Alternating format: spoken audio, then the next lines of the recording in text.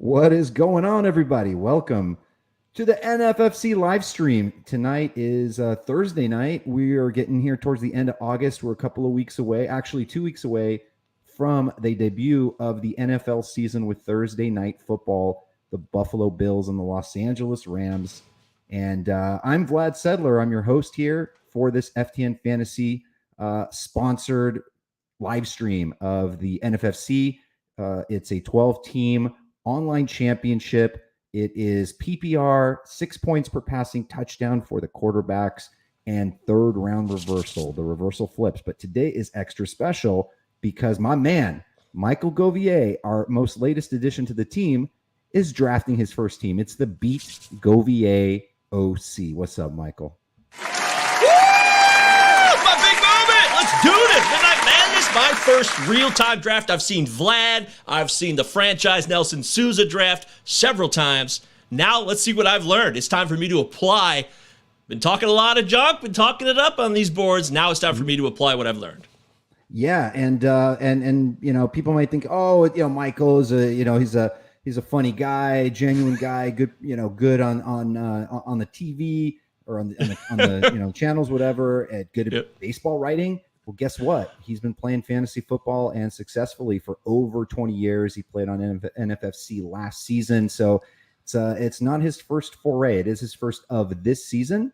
But he spent some time and been studying the boards and roster construction. So we're ready to roll here. 2.5 minutes to go until we kick things off. What pick are you tonight, Mike? I am number 10. And I got to tell you, one thing you didn't mention there, and this is not, I swear, guys, I'm new to FTN, it's true, but I've learned a lot from the people at FTN and all the tools that are available to me. One of the perks of working here is I get a lot of access to the really quality data and analysis rankings, and I've taken advantage of that. And I think beyond what I've learned here on the draft board live streams for the NFFC, I'm going to apply that as well. So I'm really stoked, and I'm also grateful. Thanks, FTN. So, and we're going to have a little special guest come in. He just a little bit of a clue. He is a couple clues. He's Canadian. He is a high-volume, high-stakes player in baseball, but kind of under the radar in high-stakes football. He's been entering a lot of these drafts. And in the baseball circles, he's rather controversial because he's a very, very colorful guy. So he'll pop in a little bit after the second round, and we're going to be here with you until the top of the next hour. So that's going to be around 1 a.m. Eastern, 10 p.m. Pacific. So we'll be here, probably get through around 13, 14, somewhere around there. And then Michael and everyone else in the draft will finish it off on their own. We don't want to give away the whole kit and caboodle, so to speak. Ooh. Yeah, I don't think it'll be Getty Lee, Jay, but that's a good guess. By the way, shout out to my guy here. This guy's from my softball team. I told him all about what's going on here. He never heard of us, and now he knows. Mike Carls, what's up, my man? Thanks for being here, dude. What's up, MK? Great leadoff hitter. A lot of speed. That's right. All right, so we're about 40 seconds out. I'm getting ready here. This is exciting. Yeah. And so we've got, let me see. I forgot exactly who was in this draft. I know I'm not going to, reveal people's draft spots. Those have not told me, that they're in it. But we do know Duke Viveros is an NFFC high stakes guy. He's been drafting in the middle of a lot of boards, and that probably has been his preferred spot. But he's, I don't know, man, 30 drafts deep. Very good guy. Wow. And he's somewhere in this draft. Not going to identify him unless he tells us that we can here in the middle of the draft.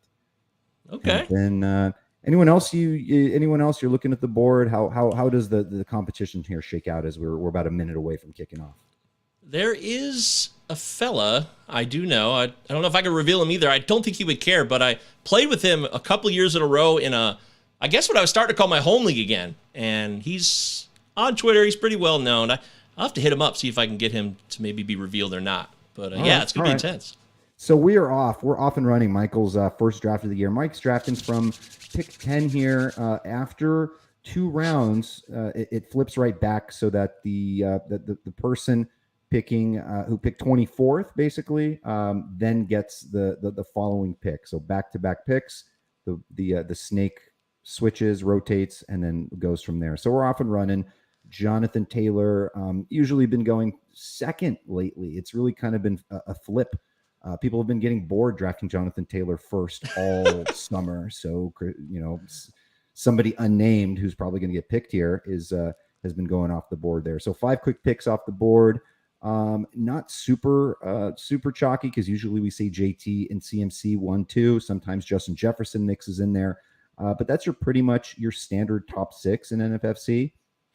And the new addition, Saquon Barkley, has been moving his way up, moving up like the Jeffersons. End of the second round just 3-4 weeks ago. Now a borderline first, second rounder, and we have seen him go as high as right here. 7 has been his max over the last 2 weeks. You got a plan in mind? You got a couple of guys you're targeting? I do. The draft looks like it's been paused. Okay. I'm not sure why. That's what I'm reading on my board right now. But I do have a plan. I'm totally locked in on a situational layout that I'm ready to execute here, but I'd like to see what's going on here. Hang tight, it says the moderator. Shout out to our man Derek, reaching out to Team 9.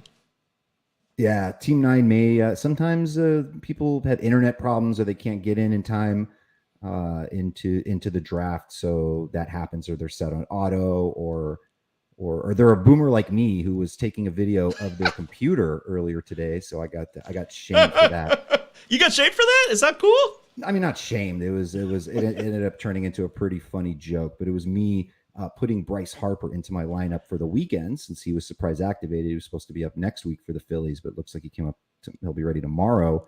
And I was just taking a video of my screen there with the grainy screen, not realizing I could just easily do the same thing on my phone. But hey, this is the way it worked out. It's good. I got to represent the boomer generation once in a while too. We got pick 4. Do we know Jay's revealing himself? He's pick 4.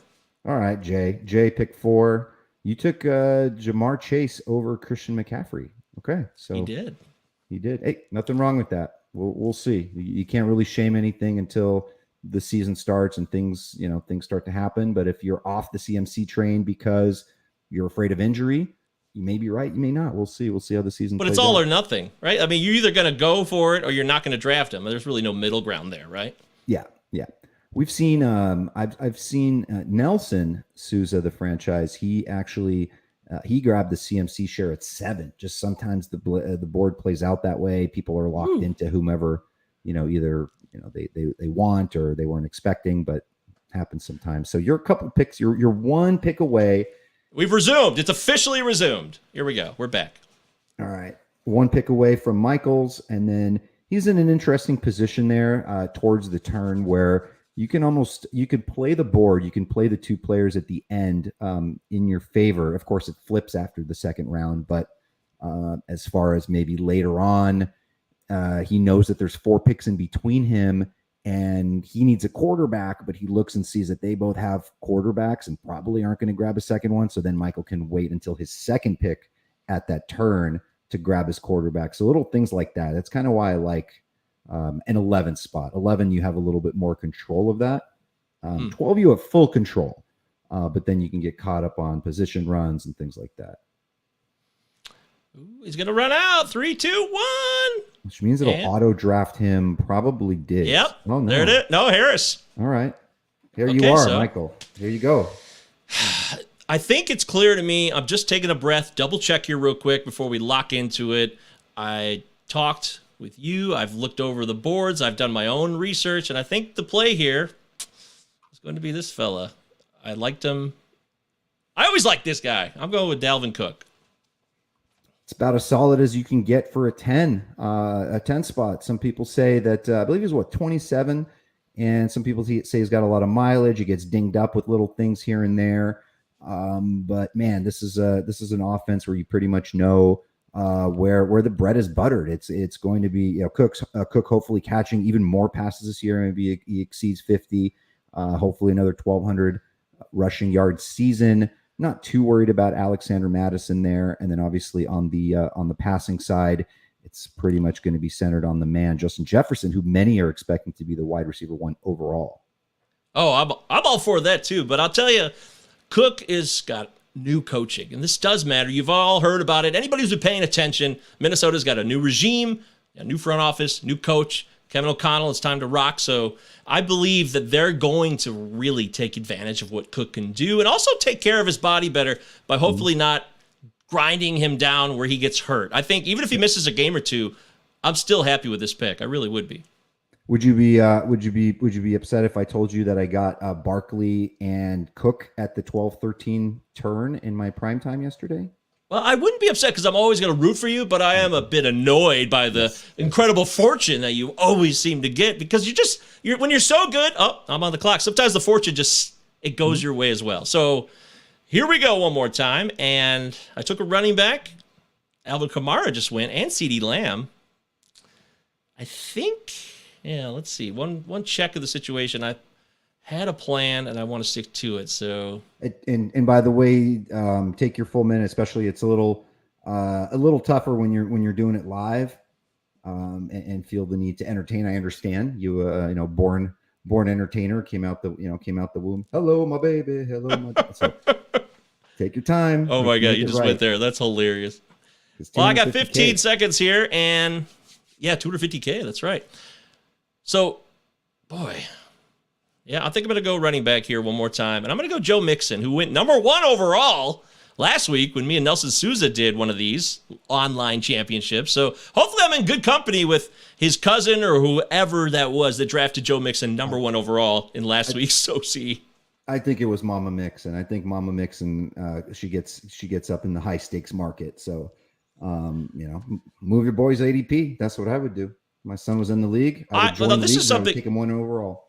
Of course you would. Anybody would. I mean, I try not to play favorites, but let's keep it real. Family's family. It's always going to be family. But I kind of had the idea of doing the 2 running back build to start. And that's something I picked up from Nelson and you. But I like what I got as a foundation here. And when we get the 3rd round reversal coming back my way, that'll be a really key pick for me as well. And I think I know what I want to do there. The question is, will that be the guy? Because there's always 2 or 3 guys that I'm looking at, and I'm very fortunate that I've got some of this knowledge here that I've learned from you guys. I'm telling you, doing these live streams have been a huge boom for me. It's just such a bonus, and fortune is now favoring me, not just Vlad. So I'm going to take advantage of what I've learned so far. So we've got 9 running backs in the first 15 picks. This is about standard fare. We do see we don't always see the receiver there at the end pick. Nothing wrong with it at all. It's just a matter of where that person's going to want to build with their with their running backs. They have targets whether they're going 0 RB or they like some of those middle guys. Anthony Gialdi, by the way, buddy, I'm wearing your hat today because I believe you guys had like a championship game. I hope you won it, or maybe it's coming up, but. Today, I decided to rock the Kansas City Moose shirt. Shout out to the Moose. I got 2 shirts taken up in the closet. I've been grateful. Anthony handed them out this year at the Las Vegas main event NFFC weekend at the Bellagio. And I got it in person. Last year, I got one in the mail. This year, I got it in person. You're a good guy, Anthony. Thanks, buddy. You think Michael and I are nice guys. Anthony is on another level nice. That's a whole seriously. Yeah, I mean, we're not terrible human beings, but he's elite. He's an 80 grade stud. But I'll tell you, I wanted to get your quick feedback on this. I was thinking Henry or Mixon. Do you think there's a big difference between Henry and Mixon in that situation? So, of course, there's a difference. I think, I think you're looking at, you're looking at a guy that could potentially be the number 1 overall. The much higher opportunity of that would be Derrick Henry. Just because what a outstanding bruiser he is, 5 yards, even without the receptions, even with the fact that he may not catch more than 20-25 balls, the fact that in a fully healthy season, the dynamics have changed a little bit there. The offense isn't as strong. Have a few new pieces there, a few shifts, and obviously the injury last year. But I myself have not been drafting a lot of Derrick Henry, and that could end up being a mistake. I'll probably, being a volume drafter myself, will want to mix some in. But instead you mixed in Mixon, which is absolutely fine. Who, again, I think I have him projected for maybe 90% of last year's production, which still isn't bad. You're still looking to reach value there with your, with your second round pick. It's really, really solid. You didn't really have receivers as your options. And then if you took Kelsey, it becomes a different sort of build. And not everybody. Yeah, I didn't want that one. I agree. That's something I also learned from these streams is I'm not going to jump in on a tight end just to just so I think, oh, I got the best tight end. He's right there. I got to take him now. That's not something I'm going to do. I want to get a tight end who I think can give close to the same value you'd get with one of those top 4 guys. And I think that's out there. So I'm 1 pick away here, and we are in round 3. The reversal has begun. And yeah, okay. All well, right, this so looks kind of clear to me. Kind of clear. Mm-hmm.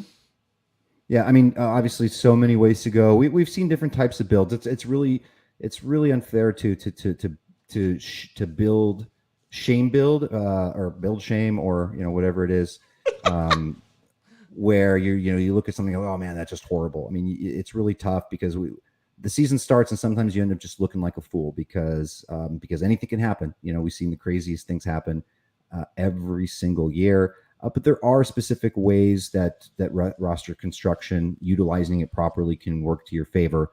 What is utilizing properly? It's like, making sure that you're not jumping ADP too frequently on too many players, so you're actually getting value on certain picks. It is building in a way that you have enough running backs and receivers to really bolster those bye weeks or to withstand injuries during the course of the season. But as you here are on the clock, pick 10. Let me guess, if I can guess, you're going to receiver, right? You're not going to go triple bangers. You got me on that one. Yeah, that's for sure. It's just a question of who. I'm not going to freak out here. I think I'm going to go with Mike Evans. I'm not worried about Tom Brady at all, and I trust in the process of the veteran, the master. He'll be ready to go. He always will be, and Mike Evans is going to be a key part of that this year. I think this is a guy that is certainly a guy who could be your number 1 wide receiver, plus a guy who has such a high ceiling too. If he has that epic year, like he can be one of the highest scoring players in fantasy. He really can. He has that talent. Yeah, he's. I think nobody doubts his notes for the end zone. His connection with Tom Brady is phenomenal. Obviously, 14 receiving touchdowns last season, 13 the year before. I mean, no receiver, including Cooper Kupp, have as many touchdowns as Mike Evans does over the last couple seasons. And consistency with this man. I mean, every year, there are always faction of folks that are, oh, this is the year, he's gonna be hurt, or this is the year that he breaks down. I mean, he's the man isn't even 30 years old. He's a big boy, 6'5", 230, Yeah. Fantastic target for Brady in the end zone. And every single year between 110 to 140 targets. Never a big receptions guy, right? He has not had the 100 reception season. Probably won't have it this year, considering you've got so many mouths to feed there with Leonard Fournette catching balls. Obviously, Russell Gage, Chris Godwin, if he's healthy there. Julio Jones possibly in the Rob Gronkowski role, which would be something special. And Rashad White. So, but Evans is really the lead there. Who's that guy down there? What's up, guys? You got me hey. when I'm on the clock here. Ladies and gentlemen. Oh. Zach Waxman will intro boys? you. Man from north of the border, NFFC veteran, high stakes man, and he's just been jumping into every one of these leagues. He's on the clock. He's got his own baseball podcast. Hopefully, he stays out of the football business outside of drafting. Should do a football podcast. I don't know if I can convince all the co-hosts to be part of it. Yeah, will Rick show up for that? That's what I need to know. We gotta ask him. Good to see you, buddy. Glad to hear. You guys need an IT guy at FTN? An IT guy? Yeah. You do IT? No. Just say no. Just say no. No, we'd never. We love you, man. We can't hire you. Sorry. No, not me. It's Rick. Yeah, it's not him. It's Rick. Yeah. So it's great to see you, my man. I haven't seen your face since we saw you in Vegas back in March. So I'm glad to have you aboard here. You just made your pick. Yeah, James Conner. Nice play there. I guess. I don't know. Yeah. It's a tough spot there. It's a tough spot in the number 3 hole when you come back around because you don't get a running back here. You're gonna not like your running backs a lot. So there might have been players I like better, but what up, Gialdi? Legend. Zach, tell us. You took Cooper Kupp. Were you pretty much locked in, and you knew that there was a chance that JT might fall to you? You figured probably there's a small chance of Jefferson. Are you just off CMC? That's kind of what I'm feeling with you taking Kupp there. Yeah, I've done a lot of these drafts, and I don't have any CMC. He's sort of like my DeGrom. Or I didn't draft DeGrom. Like, I don't know. It's like, it's been 2 years. Everyone's saying like, yeah, he's like the number one player if he stays healthy, but is he? I don't know. And is he going to stay healthy? I don't know. I don't want to risk it. I think it's just too risky. Am I back up here? Yep, back on the clock here. Interesting build there from Team 2. They've gone 4 straight receivers, so probably feeling confident at what they might do at running back. So it's definitely I'm going to go. Bunch. Okay, go ahead. I'll go with the Bo Bichette of football. I'm curious. Does he steal bases? No. What? That's your boy from your city, Michael. Yeah, apparently. I love Amon-Ra St. Brown. That's a lot of fun. I just feel like this is totally unsubstantiated, guys, but he popped last year in such an incredible way, and he's a big hit on Hard Knocks with his dad and his brother. They're working out. Sometimes it feels like helium gets involved in this, and I know he definitely can be leaned on, and there might be even more opportunity in terms of spread out space now that he's got some more company with DJ Chark and such. But I don't know. I don't hate the pick. I'm not against it, Zach. I love you, but I just feel like I'd rather go in other directions at this point in the draft. I've never even watched Hard Knocks. So. I'm sure you haven't. They don't. You get HBO up there? I do. It's called Crave. I do. Crave. No, I have HBO, but I just don't know. I don't watch it. I thought it was called Crave. I know a lot about that didn't play into my decision making here. Okay. So what's going on here? What's interesting is there's definitely a Hard Knocks effect. For example, Jamal Williams, second backup to DeAndre Swift. We saw him jump about a round and a half, 2 rounds since Hard Knocks has started. So obviously, he jumps Elijah. Obviously, a show favorite. So what do we have here? We're in the middle of the 4th round. Draft is moving pretty quickly. A lot of yellow on the left side of the board, and then I was just talking about Team 2 there. The foursome, it's definitely it's a sexy group of high upside guys. I mean, that's a good way to roll. And then Gabe Davis, they get they'll get the free look basically if Gabe Davis goes 3 for 25, and obviously you don't want to play that in your lineup. You could pop him on the bench and play your 3rd running back or your 4th receiver there. So keep that in mind with the Buffalo Rams guys. Yeah, I'm on the clock. I got 38 seconds. It's my 4th pick here, pick 46. I've taken 2 running backs. I took a wide receiver, and this is definitely a shout out to my boys here, my FTN boys, Vlad and Nelson, as I make my next selection. I know. Here it comes. He knows what it is. Yeah. Can I guess? Yes. Yes. Was that the guess? I assume it was. That would have been my guess too. It's a print money pick right there, or so we hope. I like money. I like money. Yeah. It's a solid base, man. That's why I like the end. That's why I like the end there. The 10 spot. Grab a couple of. That's a nice solid base, nice foundation. 2 running backs, basically lead dogs on their team, not stuck in timeshares, and you got 2 number 1s on their respective teams, both with good quarterbacks. So it's a really nice start. Do you like it, Zach? Hey! Yeah, I do. Here comes Judy and Michael Thomas. I'm going to say coming off the board here. Oh yeah, for the record, so Michael and I have this thing where we don't talk about picks ahead of time, but that's but that's scratched for you. You get come on. You get. I'm just guessing what this guy's going to do because I've been in like a million drafts with him. Our guest is guessing. And I won't do it anymore. I know those guys aren't coming back to me, but if it's funny if he's watching or she's watching and you threw off their pick. Ooh. Oh, they spite picked you there. Terry McLaurin Alpha. I actually forgot he was still available. I wouldn't have said the other 2.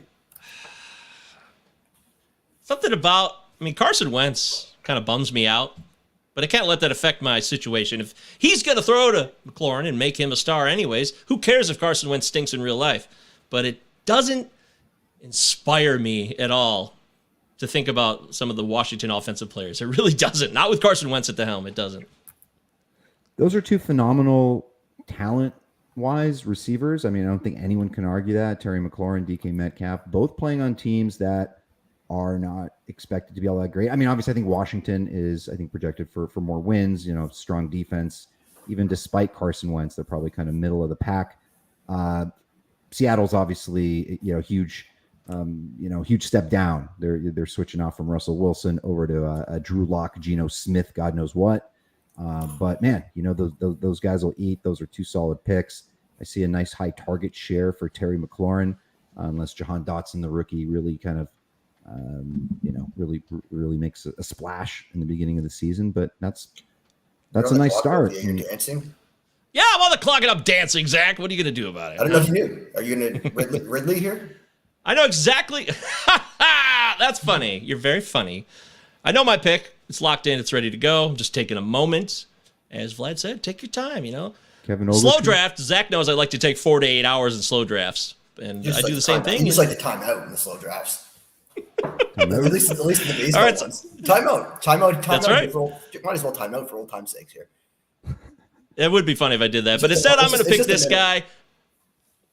There he goes. Kansas City's finest at wide receiver. So I've started with this build. 2 running backs, 3 wide receivers. Vlad, am I goofy? What do you think? I mean, I'm going to say you're not goofy, man. Those are 5 guys, most of whom are my targets. I think that's a phenomenal start. I have a question though. Would you have taken Kamara over Mixon if Kamara was available, or would you have stuck with Mixon? I would not have taken Kamara. We know that he's going to be around. The suspension fears have been alleviated. That's great news. But there's something about losing Sean Payton that I need to see it a little bit. We know he's talented. We know he can catch the ball and run the ball. Mr. Everything, Alvin Kamara, certainly is that. But I'm a little hesitant that Dennis Allen is the coach now. Mm-hmm. I know they probably got the same installation. It's all going to be the same as it was before for the most part. But I'd rather go with Mixon, where I just feel a lot more confident in the structure and the parts around him. Super high-powered offense. Should be great. So we had a question for Zach here. This is from Jay. Zach, Pittman or Debo? Who you got? In this draft, I took Pittman over Debo. But there's your answer. And isn't Jay? I really like Pittman this year. Damian Pierce. Wow, he went for $20 in the auction I just did before this. It's a lot of. Ooh. Yeah, I know. Shout out to Derek Butcher. He's a big on Pittman. I couldn't disappoint him because whenever we did these drafts for baseball, I had to take Buxton and Bobby Witt whenever he was watching, and I got to take Pittman for Derek. I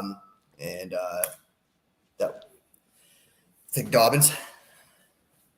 Oh, okay. Zach takes Dobbins. J.K. Dobbins. I got no beef with that. Nope, got a little bit of a running back thing going on right now. Yeah, Damian Pierce's helium is insane considering maybe about 2 weeks ago you could safely get him in the 8th, 9th, even 10th round on some occasion. And so we've seen him, 5th round has kind of become the new norm of late. Meanwhile, my boy, Marlon Mack, they're talking about him like as the 3rd guy, even behind Burkhead, which is crazy. But crazy things have happened, and so I'm keeping out hope. I could lose my expert card, I know, analyst card for being a Marlon Mack stack attack guy, but crazy things are going to happen there in Houston, and I think Mack's going to be a part of it. I don't think he's just going to fall by the wayside. You'd have to do a lot to lose your card, my friend. He did well tonight against pylons or whatever he was against. I don't know. I didn't watch. Well, Mack and Pierce were good. Yeah, Mack and Pierce both performed pretty well tonight. Mack had 55 yards and 10 carries. Pierce, 6 carries, 37 yards and a touchdown tonight in the preseason shutout of the Niners. You know what, Vlad, you've done a lot of these drafts too. It's interesting, you were alluding to how the market shifts over time, and you can sort of feel the market shift like you were talking about Pierce. There's so many players that just go up and down, and that their ADP doesn't really mean much when you look at it on the board, but you just got to look at what's going on recently. Pierce is one of those guys I just took. He's one of those guys. Ayuk, yeah. I mean, he was safely in the 90s, 80s, 90s. Now you got to get like a 70, 72. I was in a draft with, Yahoo's Dalton Del Don. I think he took him 58 or something like that, paired him up with Trey Lance. Del Don loves that. Yeah, that's the price. He's his boy. Yeah, there's a 0% chance he was making it back to me, whereas 2 months ago, there'd be a 100% chance. So how many OCs have you done so far, Zach? It's in the low 20s. Okay. How often do you mix in QBs or a tight end in the first 8 rounds? Does it matter by value, or are you usually painting them yellow and green? No, I'll do it. Like I probably would have taken Pitts if he fell to me in the 3rd there. Mm-hmm. I'm not going to push them, but I'll take them if they fall. Like if Kels fell to me the 2nd, I would have taken him. Like I know it wouldn't likely happen, but no, if I'm on the back end where Mike was, I've taken Kels there. So I'll mix it in, and it's sort of like when you don't know, nothing stands out to you. Like if you're in a spot where like I don't want to reach on anything, I've taken like Josh Allen before, mainly when I was first starting these OCs and I hadn't prepped a lot and I haven't got a good feel for things. I'm like, I don't really know what to do, so I'll take Josh Allen. Ooh, Josh Allen, I know him. Yeah, exactly. All right, I'm on the clock and I'm feeling it.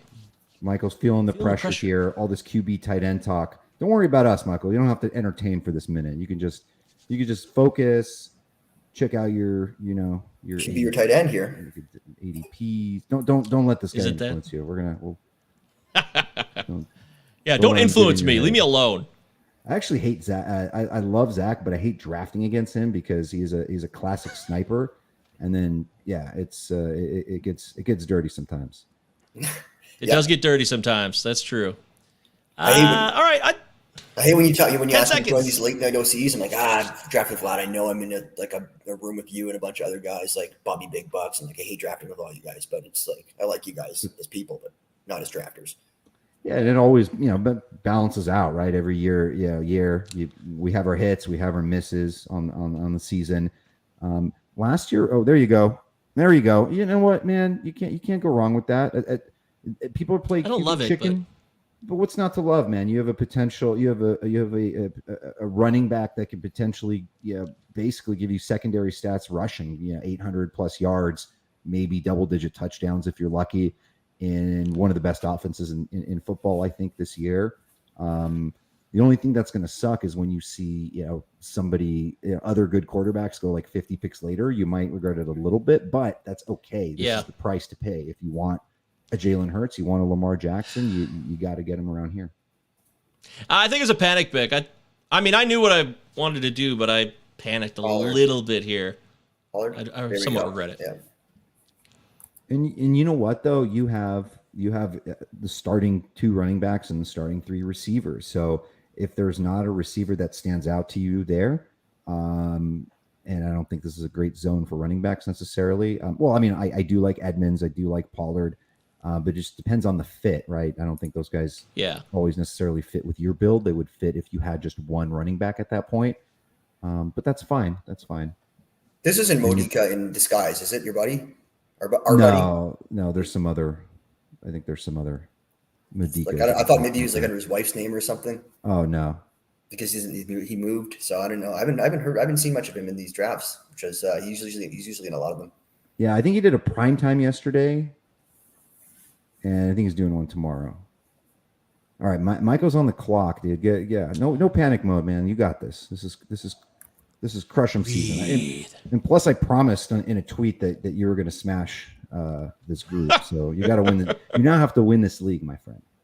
Yeah, no pressure at all. I can handle it. I was born for it. 10 seconds on the clock, and this is a risk, but I'm going to do it. I know he's getting dumped on a lot. And it's not an exciting time for him right now. But waking up in the morning, getting out of bed is a risk, man. Everything's a risk in life. That's okay. Yeah. I feel what you said there is true. There's a lot of wide receivers that went that suddenly I didn't feel as confident taking there. And the running backs that I was also looking at did dry up. And I just took a quarterback. I don't have a tight end either. So I feel like I wanted to go with a play here that could really provide a starter. And despite what's going on over there in Washington right now, Antonio Gibson, so he's going to be the kick returner, and kick returners usually don't play as the starting running back. I understand that. But I think there's some type of game, talking about quarterback chicken. I think there's a game of chicken going on there in Washington, and maybe Gibson's trying to be taught a lesson here, because I don't think he's garbage. I don't think he's a crap player. We know he's not. He's very talented. He's 6'2", 220, and he can run, man. He can move. He can break tackles. So, yeah, I guess I talked myself into it here. Maybe that's what I did. Maybe that's wrong. I drafted him in my last one, and I defended the pick as well.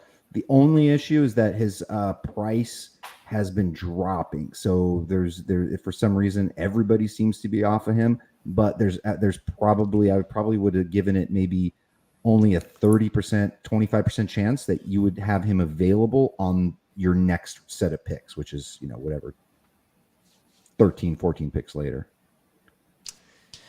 Yeah. Oh no, 20 picks later, right? I tell you what, this draft started out really good for me, but right now, these last couple picks, I have a less confidence in. I'm admitting that freely, but this draft is far from over, and this board is still taking shape, and we're going to bounce back here in a big way. I feel very confident in that. I don't feel sad. I just know that sometimes you have ultimate confidence in a pick, and sometimes you have a little bit less. Yep. So that's all I'm saying. And guess what? There's a trend with that. The further you go in the draft, probably the less confidence in the picks as well, right? I mean, it's just a fair natural. point. Everyone, I mean, their own teams have, coaching staffs have less confidence in these guys later in the draft. Zach took Rashad Penny. Shout out to Frank. Am I wrong? Loves Rashad Penny. So I'm taking his expert advice to draft him. Roger does not approve of my pick, by the way. Waste of a pick in Gibson there. Roger, I respect your opinion, and we'll see what happens. Roger Wells. Just told you wasted a pick. He did. Yes, I was here. I was here. I recall that just happening. I'll tell you. Zach is trying so hard because Zach is a very kind of interesting, very unique sense of humor, and he does cross the lines of professionalism. And so I can just see you just holding back. I know you have like commentary. I'm not going to say. I know you want to rip on our YouTube. No, I'm not people, but it's okay. It's after midnight, man. There's no FCC here. Feel free. That's actually why we invited you. So okay, you can be just no like like super crossing the line stuff. Okay, well, I'll take fucking Dallas Goedert. Oh, wow. I guess waiting on tight end hurt me a bit here because a couple guys I was looking at this round are gone, so I might have to shift focus. All right, and we've got 1, 2, 3, 4, 5, 6. Yeah, quarterbacks again. Everyone's always slow playing the quarterbacks. Much differently than we see in a lot of the best balls, where at this point you would probably have 3 or 4 more quarterbacks already gone and off the board at this point. But these OCs, usually you can get a deal later. A lot of guys end up waiting, but some people like to get those Konami code guys, the Lamar Jacksons, Jalen Hurtses of the world, Kyler Murray's of the world earlier on.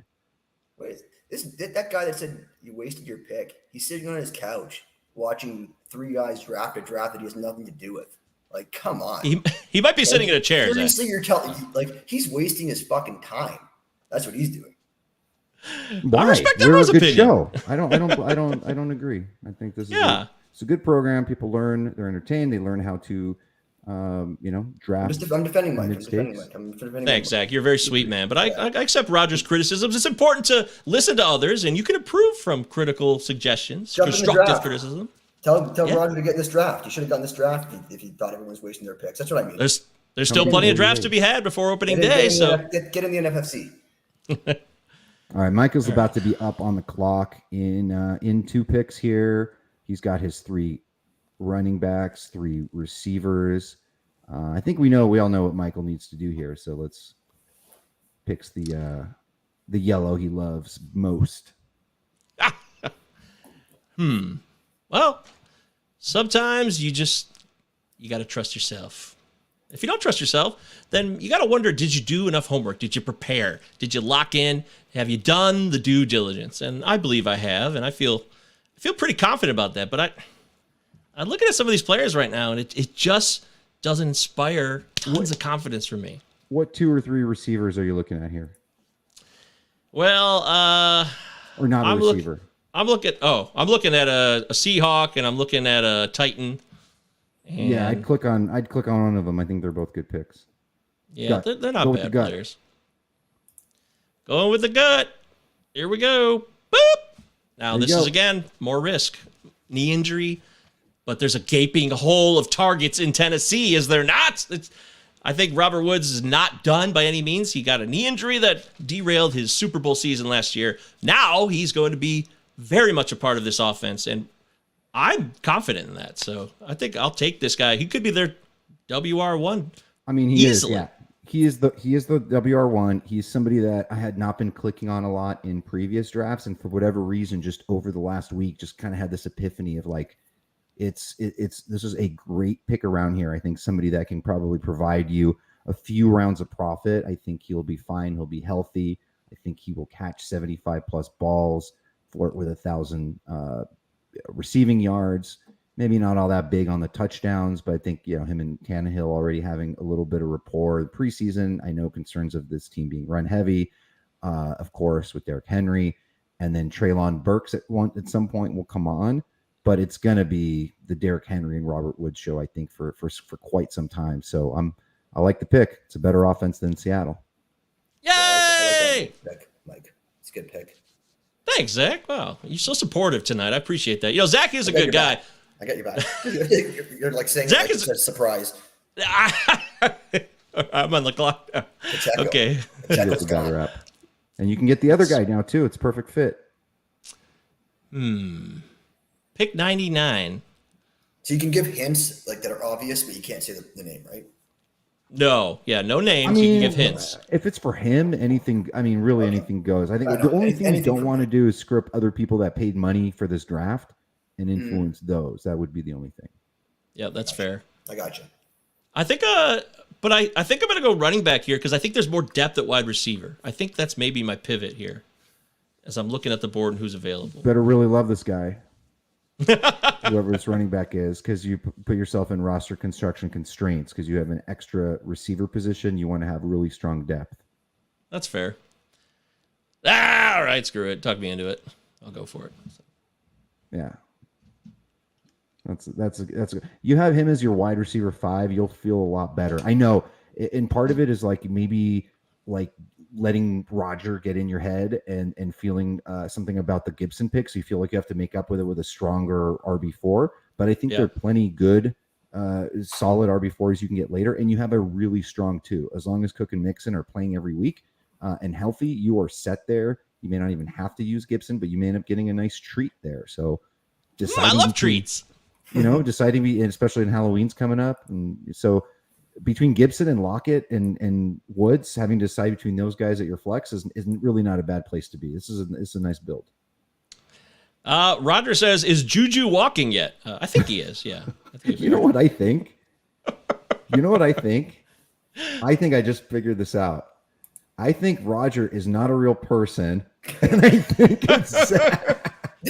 Oh my God, that would be so amazing! Like all these fake accounts, like a couple of them, but not all. You are the king of fake accounts, and but Roger just looks like a stock photo. You just sorry, Roger. If you're real, I apologize.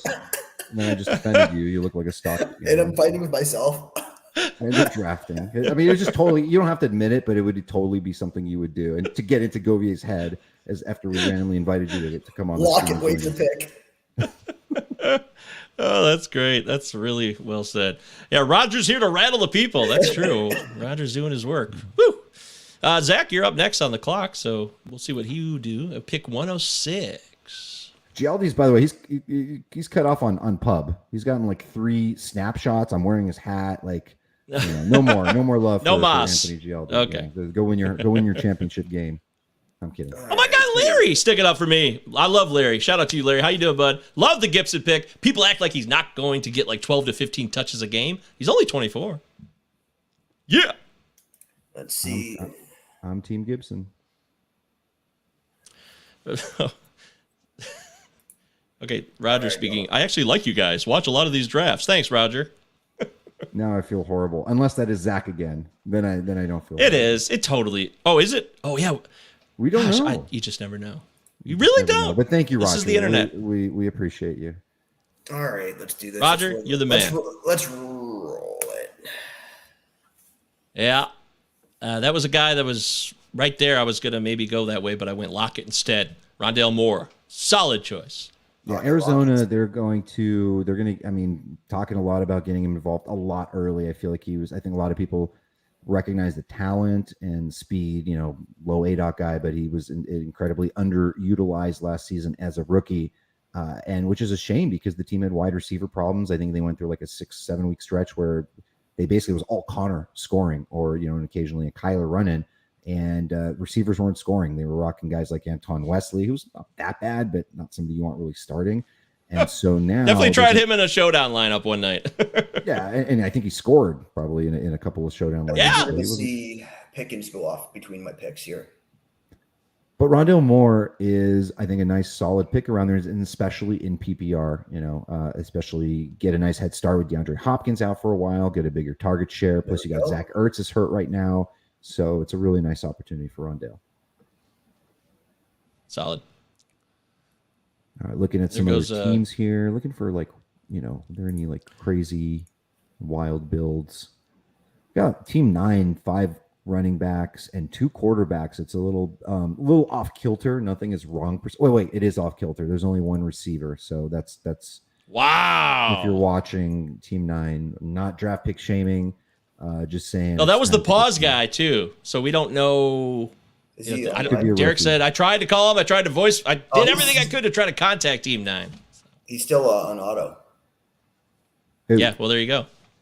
And this is the good thing. So even though people are paying $350 a pop for these drafts, it doesn't, because someone can pay $350 or $17.50 or prime time does not make you necessarily a good player. That's the beauty of these.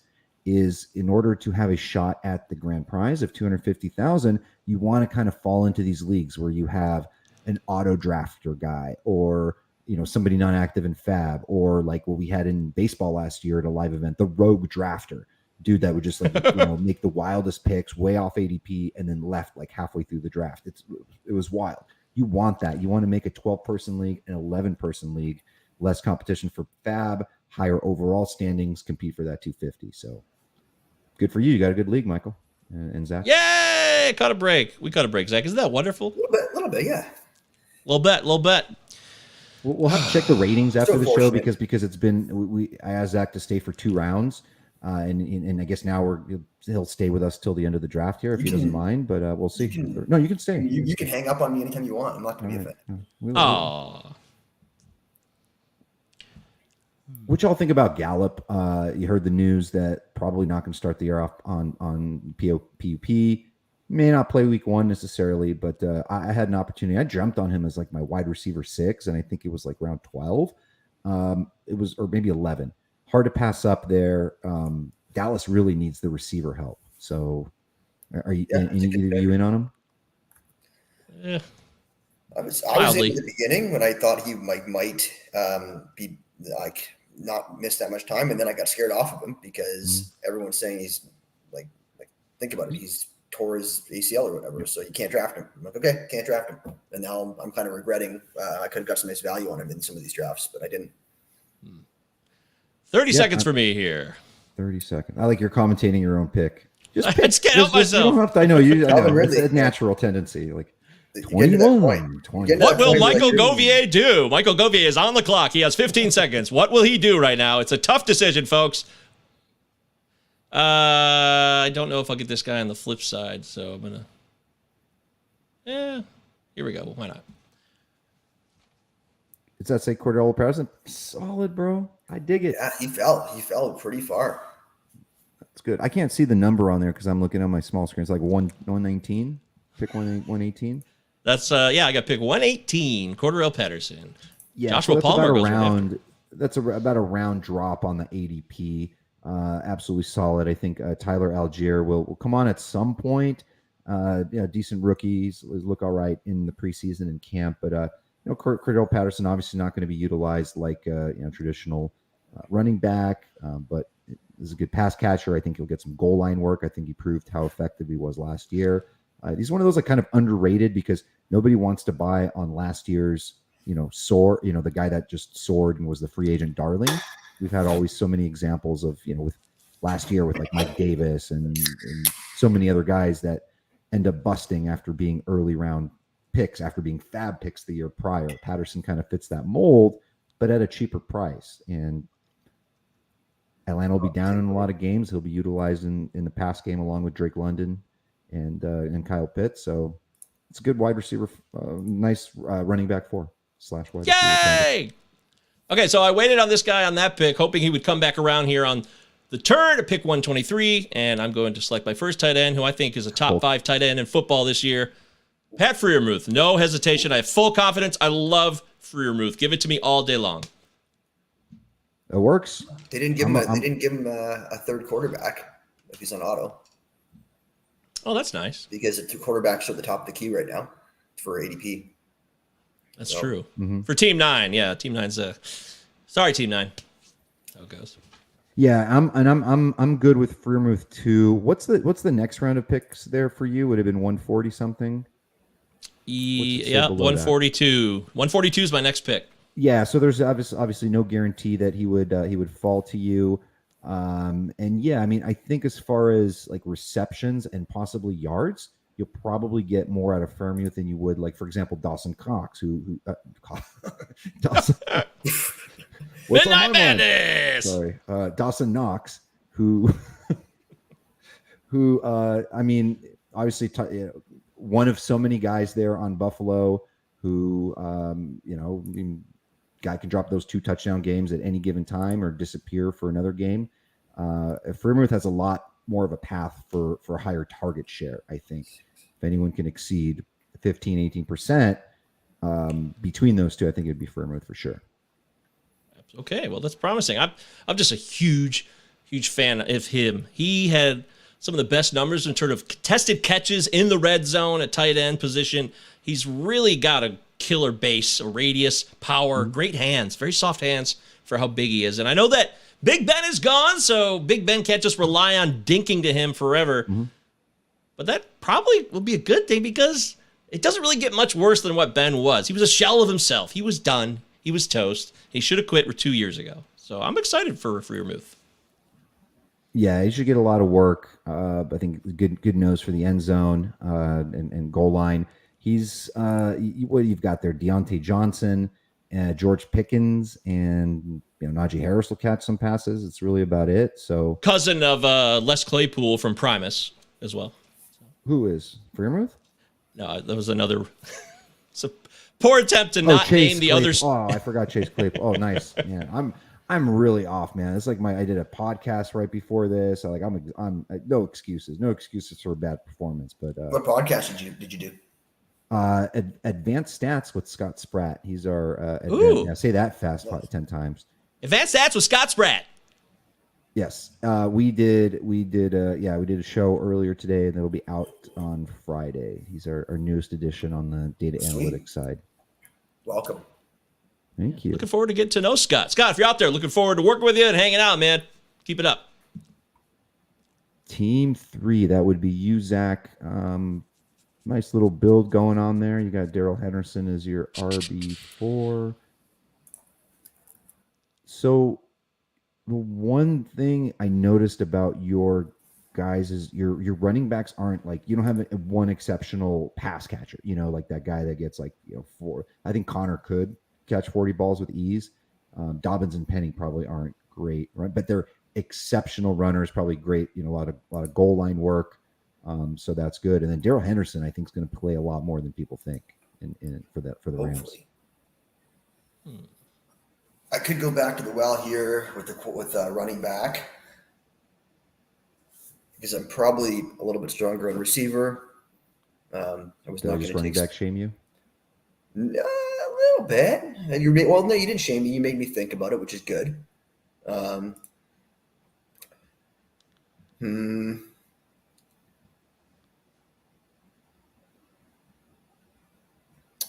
My team build probably tells me to take a running back, but the talent that's on the board is telling me to take a receiver.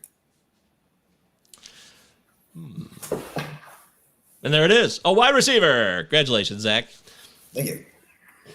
Yeah, nice depth there on the receivers. Your number 6. By the way, kind of probably an unintentional Ram stack, or maybe it is intentional, but you got Kupp with Stafford, but then you added a little Darrell Henderson, who does occasionally catch passes from Stafford. Stack attack. Yep, takes them into the end zone. So I think there might be some weeks where you get that little connection there. Hopefully you get that connection in week 17. Well, the Rams, I think, have a really, really good schedule. I looked at this the schedule, especially the playoff schedule. They have an amazing schedule. So does Cardinals, and I think Raiders do too. The Raiders. Yeah, I know that pretty well. That the Week 17 Rams get the Chargers, because I've been trying to build some best ball stacks with that game, because hey, I can predict that in 3 months from now, their specific game is going to just go off the roof. But if there are any games that are going to go bananas in Week 17, I think the finale, it's a Monday night game, is of that week, that the final game of the season is a game everybody's stacking in best ball. That's Buffalo and Cincinnati, and obviously a lot of great targets there, but those are expensive guys. But that's going to be the game that basically decides championships and all the money, because it is the Monday night game of Week 17. But there are going to be some solid games there at that point if teams are healthy and in contention for the playoffs. But I think the Battle of LA, Rams-Chargers, will be a good one there in Week 17. The Battle of Los Angeles. Great Rage Against the Machine album, by the way.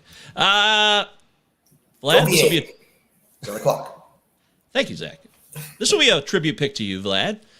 And there's nobody in the league named Vlad, but go ahead. Yeah, it's true. There is no Vlad. We got Vladdy Guerrero in baseball, but no Vlad in NFL. We need a Vlad in the NFL. I'm looking at the board. I'm looking at what I've done, where I'm at. Based on how this has played out, I could wait on some of these receivers, I think. So I'm going to dive back to running back, and I'm going to go with your boy, Brandon Bell. Raheem. There you go. Add a little bit more running back depth. You got some home run picks there, especially, God forbid anything happens to Chase Edmonds, and Raheem Morris is the one that stays healthy. I mean, I think he'd be absolute bananas. He is my most rostered player on both NFFC and in best balls and other sites, for this stream shall remain nameless. Where did Edmonds go in this draft? He must have gone early. That's solid. That's solid. I was saying Pierce, Damian Pierce went for $20 in the auction I just did. Edmonds went for $18, and if you want to put it in perspective, Zeke went for $16. So there's some serious helium happening with those two guys right now. Yeah, and the injury with Tyron Smith is a really big deal. Everybody knows how that strong offensive line, you get some of those top supporters there off and hurt. That's going to get people off the Zeke train real quick. So you saw how much Breece Hall has fallen over the last few days with news that him and Michael Carter are going to mix in.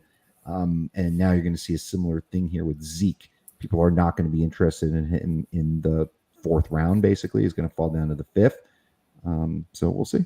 It's interesting that Pollard has lost no steam, I guess, because he's more of a passy, catchy guy. Mm-hmm. And because Pollard can do no wrong, because everyone loves Pollard. Yeah. Pollard passion. Zeke. I keep relating everything back to baseball. I never even explained my Boba Fett reference, but Zeke sort of. Do you think he could be like the Aroldis Chapman of football, where it's like he's just like a known name commodity, and he's just like out of gas, just falls off. Yeah. I've taken him. I've taken Zeke. I'm not hating on it, but I'm just asking the question. Of course. I mean, of course, anything is possible. We're not, but obviously we're not paid, or we're not here to say anything is possible. I think he will be just fine as long as he stays healthy. I don't think he's going to provide insane profit, 2-round profit, and end up being like a 1,500 yard, 14 touchdown guy again.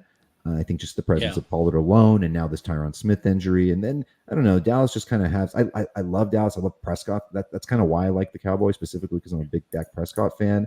I liked Amari Cooper for a long time, but there's just kind of those vibes around them that aren't necessarily all that great. So I don't know what kind of start they're going to get off to.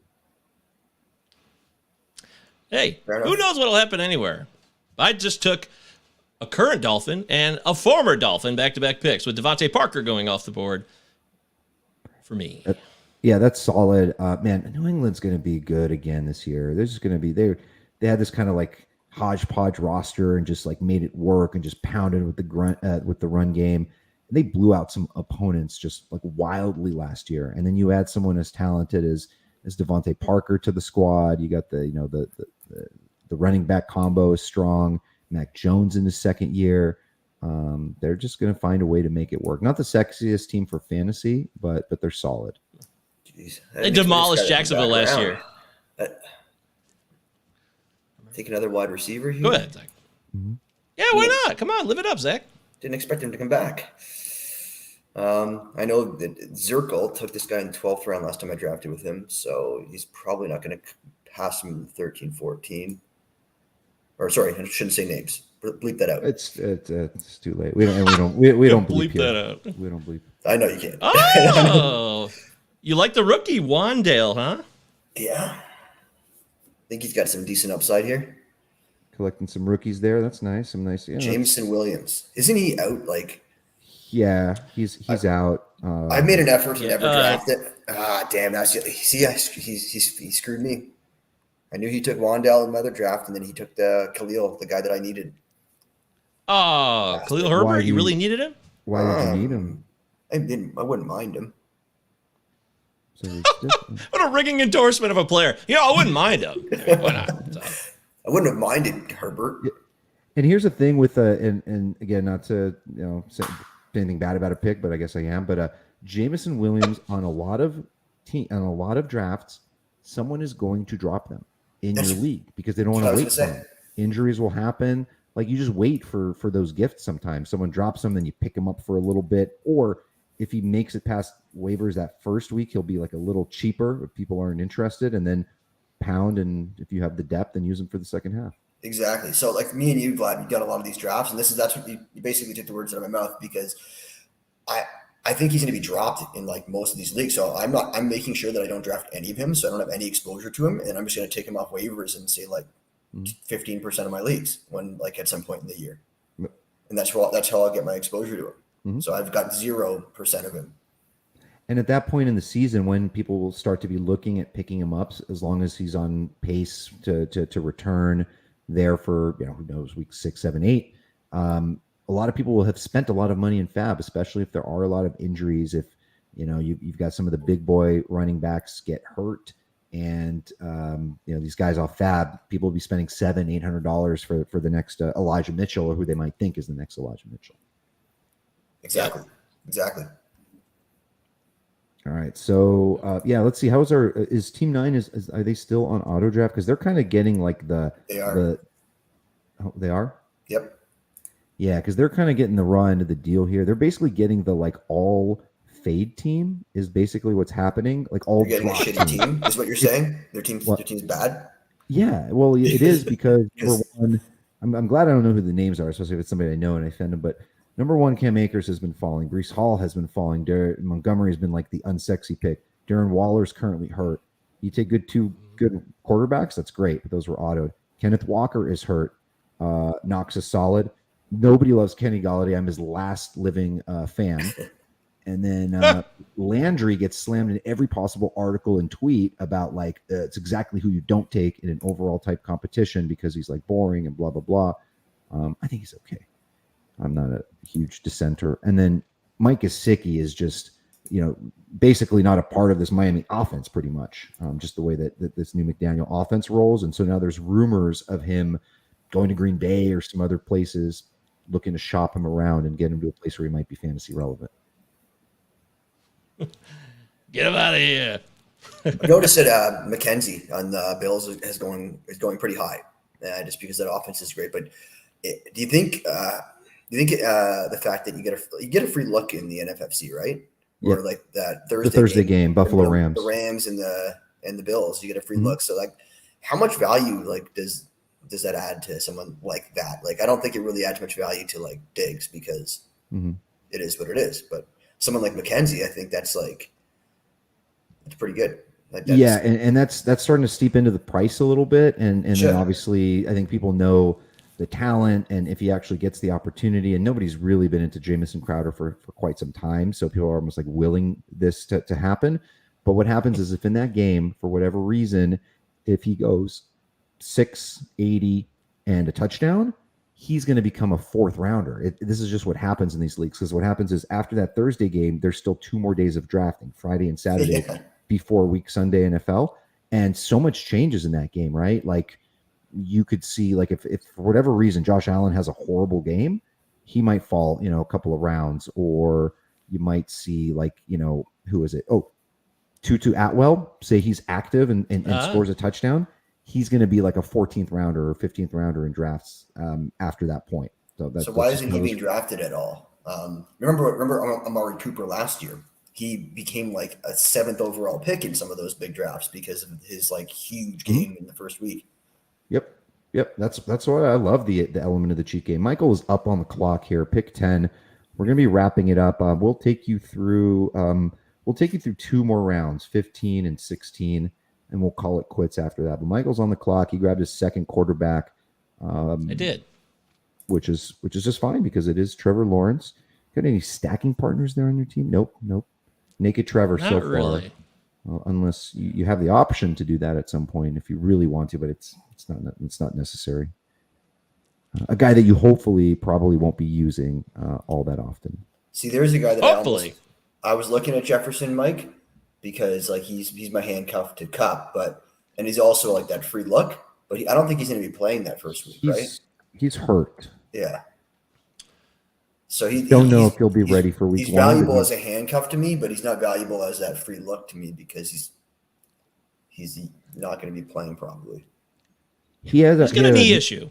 Yeah, he's got a knee tweak, minor surgery. He could be up for week 1, but it doesn't matter. I mean, Mike's he's taking him for the long haul, just to get a piece of that Rams offense, and it's a solid pick. This is one. Jay, that's who I was going to take. You're watching this. No, I don't know what to do. Yeah, you blurred. You freaked out there. You okay?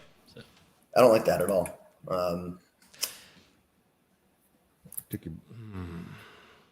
I've been pretty lucky. I haven't been getting sniped yet this draft, but I just did. Oh, good for you. No, or bad for him. He got. Oh yeah, bad for you. Right. Sorry, my bad. Zach is going to make a pick here. I took Jefferson, by the way, because the Rams love 3 wide receiver sets, and he's a starter. He essentially is a starter in that offense, and he was one of my guys last year. Like, I love Van Jefferson, so it was a case of me wanting to get one of my guys here as well. And you need to get a trade. Too bad we can't trade in NFFC leagues, but you basically also ruined Zach's stack attack there with Stafford, Cup, and you bastard, Govier. Booyah! Pow! I got you. So second on the board with a defense with the Ravens. They get Pittsburgh week 1. Is that right? And the Jets. The Jets. That's right. I think. I'm not 100% sure. I thought so.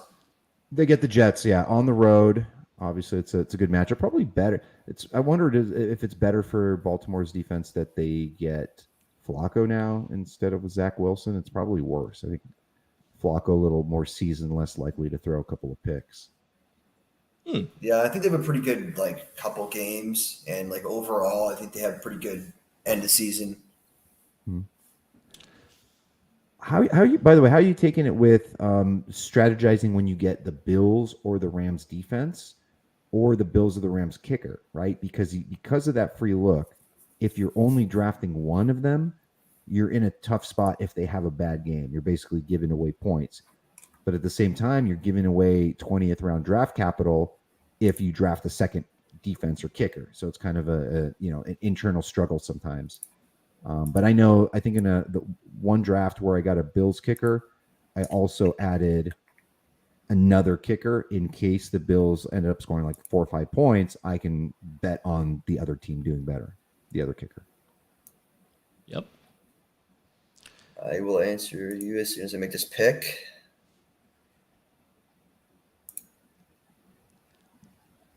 Let's go with this bad boy. So yeah, I'm. So if I drop the Bills, the Rams kicker, if they're shit, I'm just gonna drop them. I don't value the kickers that they're going they're a 19th, 20th round pick anyways. 19th round pick, I'll drop them if they really perform badly. If they do well, great. And then if the Rams and the Bills in these redraft, if it's not best ball, I'm not touching them. Their matchup is just. I think their matchups to start are just not good enough to play, and I'm not willing to use a high enough pick to grab them. Yeah, that makes sense, and a lot of people end up. I mean, a lot of times the smart move is to stream these spots, right? Most people don't just have I know, unless you have the top defense in the league. But most people aren't streaming, aren't holding on to their kickers all season long. Always something happens. And NFFC utilizes the team kicker, which is a nice thing that they added last season. I think it really kind of takes away a sort of annoying element in the game, like worrying about who the actual kickers are, and you just get the points for the total team for kickers. Sage advice right there, my friend. So we're looking good here. We're going to finish up here at the end of this round. Okay. And it's been fun. I mean, everybody, if you're not on board, ftnfantasy.com/pricing, come check out our stuff. FTN Daily for the DFS. That's where where the real fun is, especially with the season starting. We got a combo package for that. If you're interested in the NFFC, it's play nffc.sportshubtech.com. And there's contests starting at $50 all the way up to I think the platinum's full, but there's a $15,000 entry if you're super high roller. Lots of fun games there. Best balls, guillotine leagues, everything you can imagine. So definitely check it out. NFFC is the spot. How do you guys feel about your roster so far in this draft? I make this pick here. This is my 16th round selection, and I've got to tell you, I don't know. I feel up and down about it. I've got some mixed feelings. But I'm excited. I like your team, Govier. I don't know if that means anything. I think you got a good team. Hey, I can't see because it's small for me on my screen. Which Jones is that? Marvin Jones of the Jaguars. Hey, you got your stack partner. There you go. Pair him up with Trevor Lawrence. That was a wasted pick. Yeah, that was one of the worst picks in the history of football. There's no doubt about it. That was God. Who's the guy, Marvin or Reggie? Who's the guy that was Marvin? Marvin or who was it? Marvin Jones. What are you talking about? The guy that popped up in our stream. Oh, Roger. Good guy. I like Roger. Yes. Shout out to Roger. Appreciate you being on the stream. Everybody who in the live stream, friend of the show, everybody who was in the live stream today and chatted with us. Thank you for the support. I love doing these, and I learned so much. And doing this as my first draft in real time live, this has been a hell of an experience and a good one. And I've learned a lot already. I really have. So. By the way, are you opposed to finishing this thing? No. We only got a few picks left. I'm down. Unless you got to run. No, I'm all for it. Let's party. I actually don't. Yeah, we just keep it usually to the top of the hour, but this draft is moving really quickly. We might as well see the full board and see what other madness ensues. I would love feedback from Roger on my team. Yeah, Roger, if you're still up. Roger, if you're off your couch, I'd love some feedback on my team. Team three. I'm looking. I want to tell you guys what you guys chat. I want to glance at this board. I want to see what teams that really stand out to me without me. Are you in Canada right now or Michigan? It's very possible I'm not in Michigan right now, and that's all I'm going to say. So, okay. He's in Canada because he can't because you can't play certain things. It's so stupid. The whole you can't do certain types of fantasy and play certain sites in different states. It's the dumbest thing ever. Really? Well, actually, go ahead, Zach. You could have signed up for this draft anywhere, and you could you could have signed up in advance. Zach's been having some pretty good luck lately, and I don't know, there's strange things afoot there with the signups because Zach, how many leagues you signed up for this year? I mean, a bunch. If you can't say it, then maybe I shouldn't be saying anything. I should probably. No, I was just kidding. My plan is to move here, but I can stay here. You're allowed to visit Canada as a visitor. My girlfriend lives here, so yeah, I'm hanging out at her house tonight, doing this draft live from Windsor. Nice area, beautiful, absolutely gorgeous. Yeah. I've been to Windsor. Windsor is it's breathtaking there. No, see, this is what everybody in Canada. I'm learning this, especially people up your way, Zach, in Upper Ontario, the Toronto, Hamilton area. They do not look kindly upon Windsor, and I didn't know that growing up in the Great Lakes area until recently. So there's not a lot of enthusiasm for Windsor, but I love it. Windsor's a ton of fun. I've been down there. A couple of my buddies went to school there. It's fun. Oh, there you go. Okay, haven't been back for a while. It's been probably 7 years or so, maybe more. But yeah, we had some fun down in Windsor. Yep, when I was 19. Good times. No. Go ahead. I was going to say this is the first draft, NFFC draft that I've seen Sterling Shepard go. News of him starting to practice. He'll be back at some point.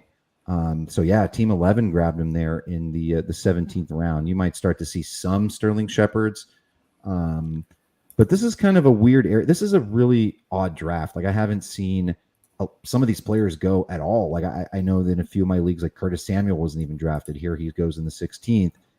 Nick Westbrook-Akeen, Khalil Shakir. These are names that hopefully they pan out and things work out for him. Might need some injuries along the way, but it's really odd to me to see those type of sort of third, fourth receivers going in the same realm as like a Justin Fields, right, or a starting tight end Gerald Everett on a very strong Chargers team. But that's just the lay of the land here with these OCs.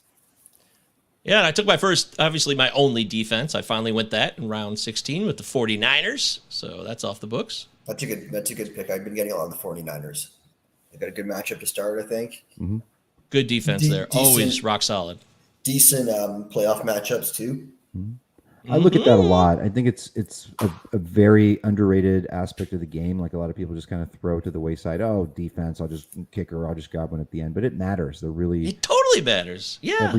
Every point counts, especially in something like this with the overall contest.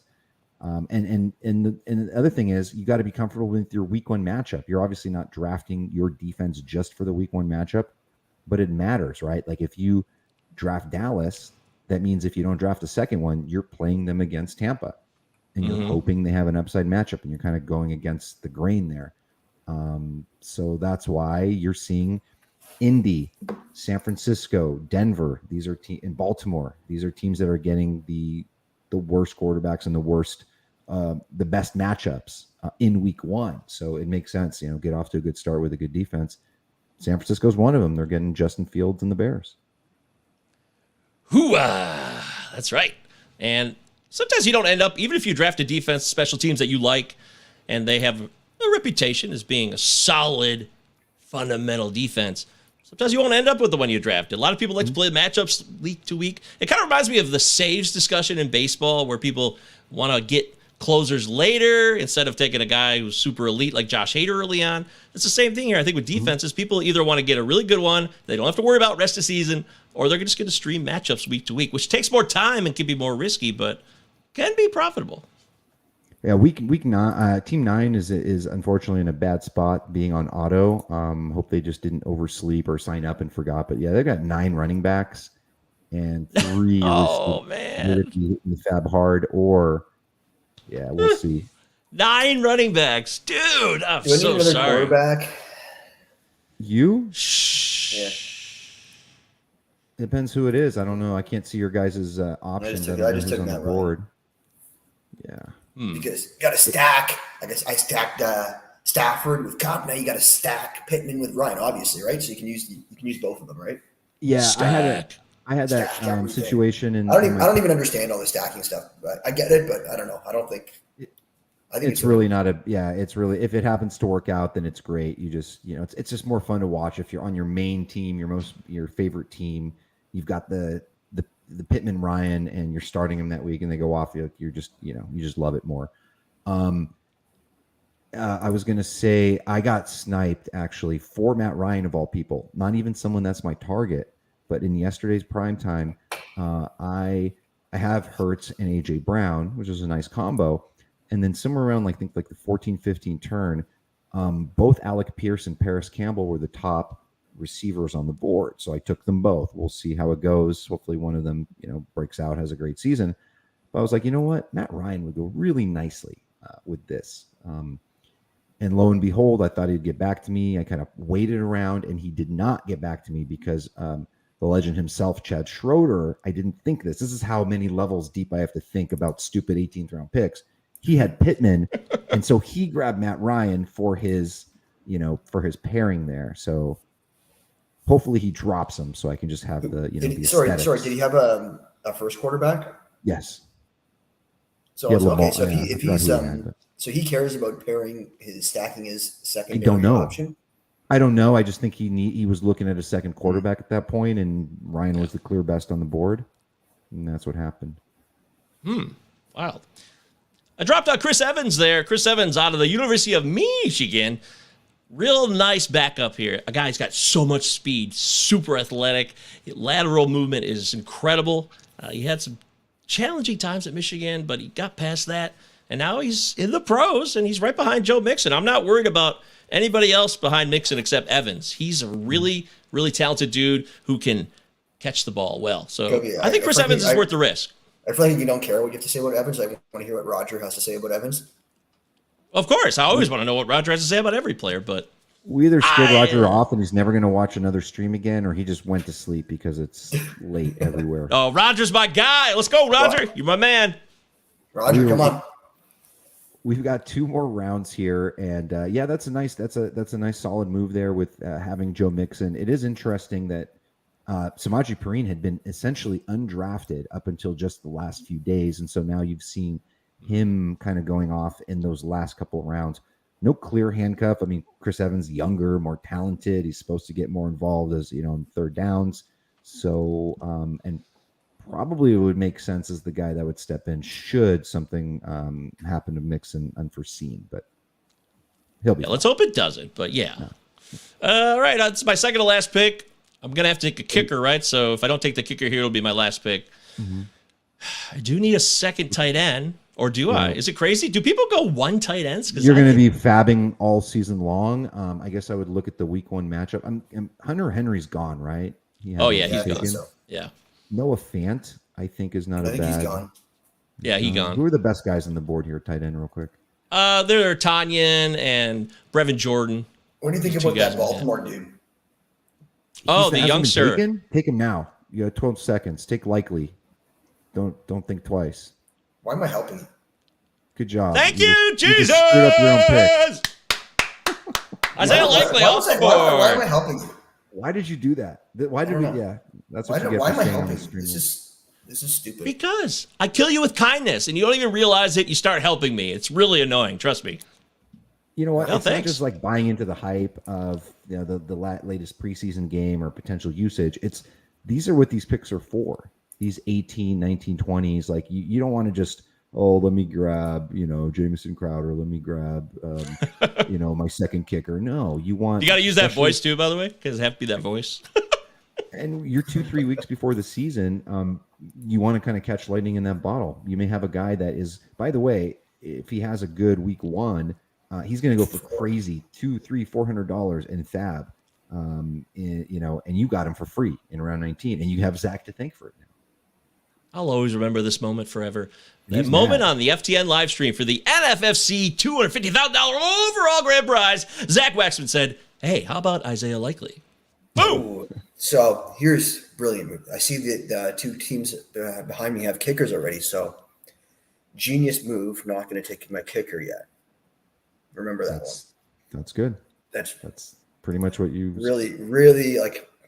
Very huge to be cognizant of that. That's just like such like the experience that I've gained drafting these drafts. Okay. I knew it. That's so do why I take? He's quiet. It has to be. Plus the way he kind of giggled, smiled. So, man, do I take lightning in a bottle, or do I just take my second defense? I think I'm gonna take my second defense. Lightning? How about lightning? Oh, second defense. Okay. I think this is the first time I've taken 2 defenses. And why is that? Because the Los Angeles Chargers and the Baltimore Ravens, they line up really nicely. So Baltimore has Jets and Miami to start, and then they have like New England, Buffalo, Cincinnati. And those weeks, the Chargers have Jacksonville, Houston, Cleveland without what's his face.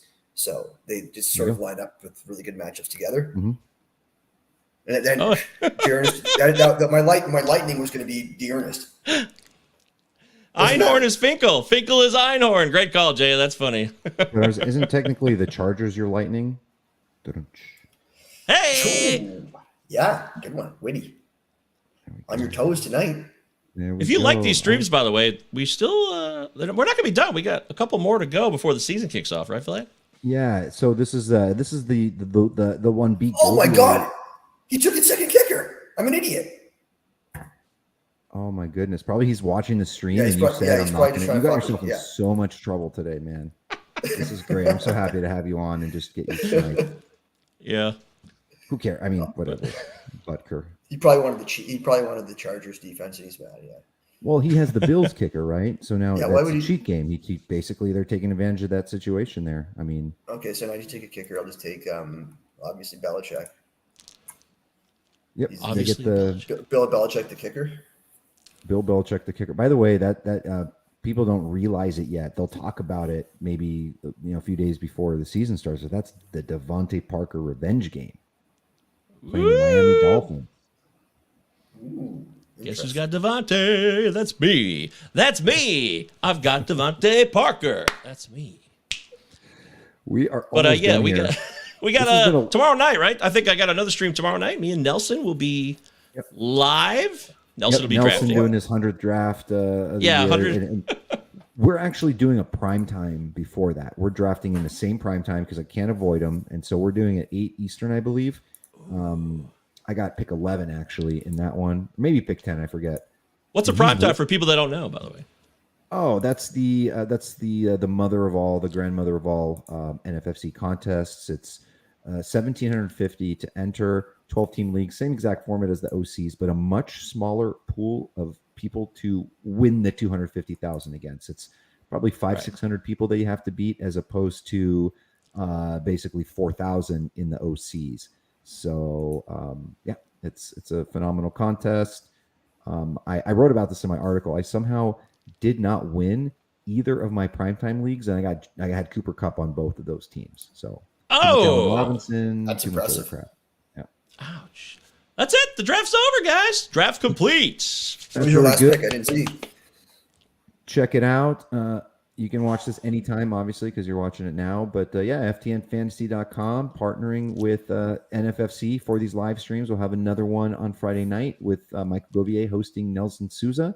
So for our guest Zach Waxman, what are you at? What's your Twitter handle these days? It's Roto Doctor. Roto Basically, Doctor. it's Changes just- every 5 minutes. So It's just tough a to keep play track on of. all the Twitter doctors that think they're doctors. Just more of a pair, just basically making fun of them. But Fair. We appreciate you coming on. Michael very much appreciates you getting him that Isaiah Likely. And Michael Govier is at MJ Govier. That's a IER there at the end on Twitter. So thank you, everybody. And we'll catch you next time.